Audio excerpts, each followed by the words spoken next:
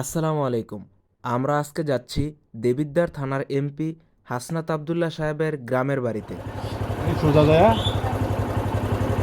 বিল্ডিংটা সুজা সুজা সুজা গাড়ি যাবো নি বাবু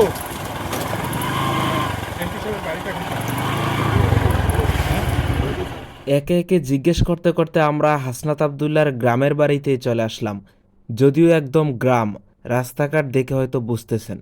হাসনাত আবদুল্লাহর গ্রামের বাড়িটি দেবিদ্বার থানার রসুলপুর ইউনিয়নের গোপালনগর গ্রামের ব্যাপারী বাড়িতে অবস্থিত। এবার আমরা পৌঁছে গিয়েছি সেই কাঙ্ক্ষিত এমপি হাসনাত আবদুল্লাহ সাহেবের গ্রামের বাড়িতেই। আমি এই মুহূর্তে আছি দেবিদ্বার আসনের মাননীয় সংসদ সদস্য হাসনাত আবদুল্লাহর গ্রামের বাড়িতে। আমি এসেছি চান্দিনা উপজেলা থেকে। আপনারা দেখছেন হাসনাত আবদুল্লাহর গ্রামের বাড়ি। এইখানে খুবই পুরনো একটি বাড়ি রয়েছে এবং এখানে বাসস্থান থাকার মতো এখন কোনো পরিবেশ নেই। এখানে রয়েছে নানান লাকড়ি সামগ্রী, বস্তার মধ্যে নানান কিছু রয়েছে। আমি ভিতরে যাব না যেহেতু কেউ নেই।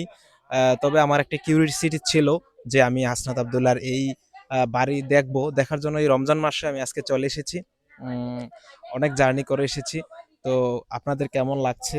এই প্রত্যন্ত অঞ্চল থেকে আসলে একজন ছেলে, একজন আজকে সংসদ সদস্য এবং এই দেবিদ্বারবাসী তাকে পেয়ে ধন্য বলে আমরা মনে করি, যতটুকু আমি দেখছি।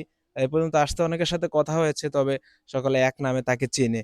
বর্তমানে হাসনাত আবদুল্লাহ কেমন ভূমিকা রাখছে সংসদে এবং ভবিষ্যতে কেমন ভূমিকা রাখবে, এটা অবশ্যই আপনারা জানেন।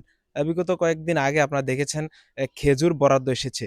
খেজুর নিয়ে যে কিউরিসিটি মানুষের মধ্যে জেগেছে যে এতদিন অনেক সংসদ সদস্য এসেছিল।